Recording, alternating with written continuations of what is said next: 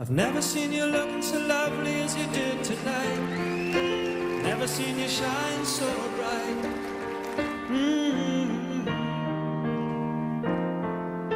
I've never seen so many men ask you if you wanted to dance. What a huge success, selling over 45 million albums worldwide. And this year marking the 30th anniversary to that iconic hit, The Lady in Red.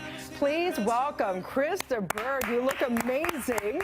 And look at you blending into our couch like this. Yeah, the man blending in mint and green. blue. Yeah, and green. But you know, Dina, I owe Canada a huge debt of gratitude because many years ago I had an album out called Spanish Train and Other Stories, which was my second album, and it suddenly became multi-platinum.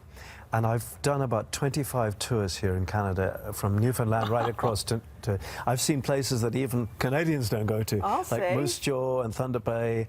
But I absolutely love coming to this country, and I know that you're going to welcome me back again to my concert tour coming up in the autumn. Let's talk about that. We love having you here. The second we said you'd be on the show, it's what time is he on? Oh my gosh, we love Chris De Burgh.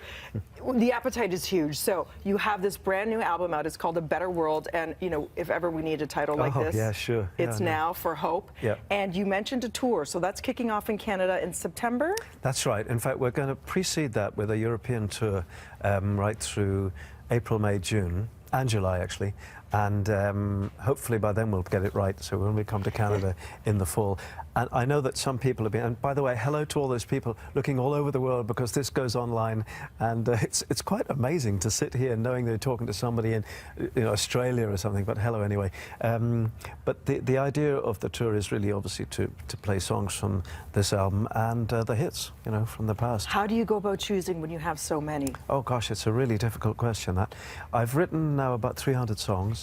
And the shows were getting to ridiculous lengths, you know, 3 hours, and me and Bruce, we do the 3-hour job.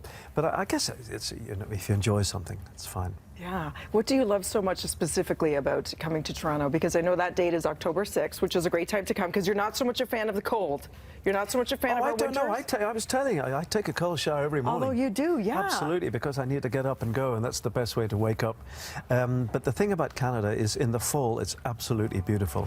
I know there's some people, forgive me if in Toronto, because we could not get the Sony Centre for the Performing Arts, which is our usual venue. Okay. So we got a very nice offer from Casino Rama, which I know is 2 hours up north. But it's a great venue. At that time of year, it's going to be spectacular. The fall, the beautiful, the maples turning. You know, it's such a gorgeous place to be.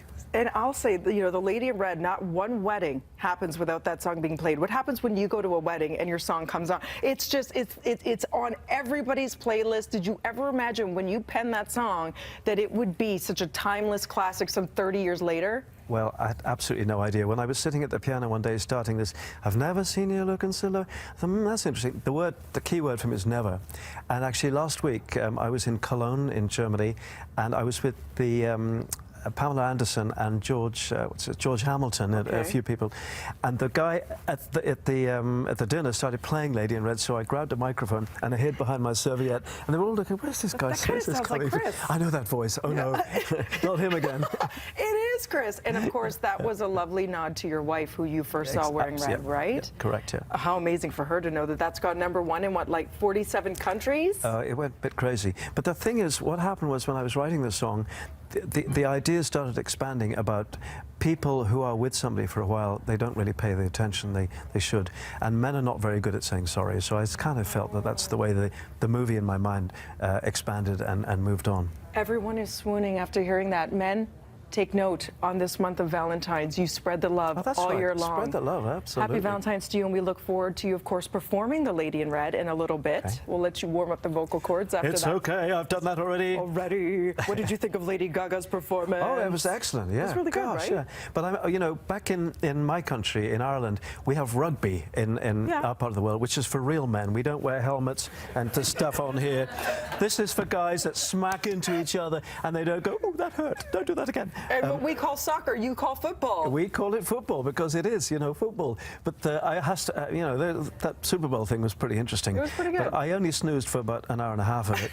and then the rest of it was amazing. You watch for the commercials and the halftime show like the rest of us. You're an absolute delight. We cannot wait to hear you perform Thank your you very classic much. What a in a little pleasure. bit with Chris De Burgh. Please pick up his new album. It's called A Better World. It's available now, and as he mentioned, see him perform live in your hometown. Tickets for his Canadian tour are on sale as of this Friday, so get on it. For more information, cdeb.com. We'll have the link on our website. Thank you so much. Right now, over to Kev. See ya.